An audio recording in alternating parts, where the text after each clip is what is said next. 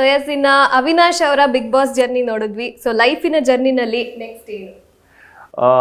ಲೈಫ್ನ ಜರ್ನಿಯಲ್ಲಿ ನಾನು ಆ್ಯಕ್ಚುಲಿ ಒಂದು ಸೀರೀಸ್ ಮಾಡ್ತಾ ಇದ್ದೆ, ಗ್ಯಾಂಗ್ಸ್ಟರ್ ಡೈರೀಸ್ ಅಂತ. ಅಲ್ಲೂ ಕೂಡ ಐಗ್ರೇಷನ್ ಬೇರೆ ಥರನೇ ಇದೆ.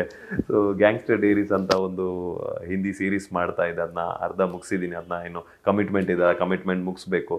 ಸೊ ಹೋಗ್ಬಿಟ್ಟು ಬಾಂಬೆಲಿ ಅದನ್ನ ಮುಗಿಸ್ತೀನಿ, ಗ್ಯಾಂಗ್ಸ್ಟರ್ ಡೈರೀಸು. ಸೊ ಅದ್ರ ಜೊತೆಗೆ ಒಂದೆರಡು ನಮ್ಮ ಕಡೆ ಕರಾವಳಿ ಫಿಲಮ್ಸಲ್ಲಿ, ತುಳು ಫಿಲಮ್ಸಲ್ಲಿ ಲೀಡ್ ಇದು ಬಂದಿತ್ತು.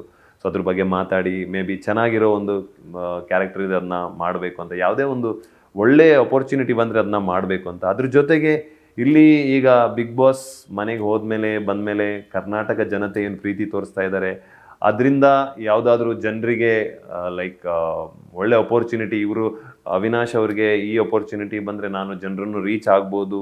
ಇನ್ನು ಅವ್ರನ್ನ ಈ ಪ್ರೀತಿ ಇವಾಗ ಜಸ್ಟ್ ಸಿಗ್ತಾ ಇದೆ. ನಾನು ಪವರ್ ಮೂವಿ ಮಾಡಿದ್ದೆ ಅಪ್ಪು ಸರ್ ಜೊತೆ, ಅದರಲ್ಲಿ ಬಬ್ಲು ಅಂತ ನಾನೇ ಮಾಡಿದ್ದು. ಬಟ್ ಅವಾಗ ಏನಾಗ್ತಾ ಇತ್ತಂದರೆ ಆ ಲುಕ್ಕು ಬೇರೆ, ಆ ಬಿಟ್ವೀನ್ ಗ್ಯಾಪಲ್ಲಿ ನಾನು ಮಂಗ್ಳೂರಿಗೆ ಹೋದೆ, ಅಲ್ಲಿ ಸ್ವಲ್ಪ ಬಾಂಬೆಗೆ ಹೋದೆ, ಸ್ವಲ್ಪ ಗ್ಯಾಪ್ ಆಗಿ ಹೋಗ್ಬಿಡ್ತು. ಸೊ ಜನರು ಮತ್ತು ಕರ್ನಾಟಕ ಜನತೆ ಮತ್ತು ನನ್ನ ಒಂದು ಟಚ್ ಏನಿದೆ ಅದು ಸ್ವಲ್ಪ ಇನ್ ಬಿಟ್ವೀನ್ ಗ್ಯಾಪ್ ಆಗೋಗ್ಬಿಟ್ಟು, ದೊಡ್ಡ ಗ್ಯಾಪ್ ಆಗೋಗ್ಬಿಡ್ತು. ಸೊ ಅವಿನಾಶ್ ಯಾರು ಅಂತಲೇ ಮರ್ತೋಗ್ಬಿಟ್ರು. ಬಬ್ಲು ಅಂತ ಗೊತ್ತು ಇವಾಗಲೂ, ಅವಿನಾಶ್ ಯಾರು ಅಂತ ಗೊತ್ತಿಲ್ಲ. ಅವಿನಾಶ್ ಯಾರು ಅಂತ ಗೊತ್ತಾಗಿದ್ದು ಬಿಗ್ ಬಾಸಿಂದ. ಸೊ ಆ ಗ್ಯಾಪ್ ಏನು ಫಿಲ್ ಮಾಡಿದೆ ಬಿಗ್ ಬಾಸ್, ಅದನ್ನ ನಾನು ಏನು ಮಿಸ್ ಮಾಡೋಕ್ಕೆ ನನಗೆ ಇಷ್ಟ ಇಲ್ಲ. ಸೊ ಯಾವುದಾದ್ರೂ ರೀತಿಯಲ್ಲಿ ಅವ್ರ ಜೊತೆನೇ ಇರಬೇಕಂತ ಆಸೆ ಇದೆ, ಅದು ಮಾಡ್ತೀನಿ.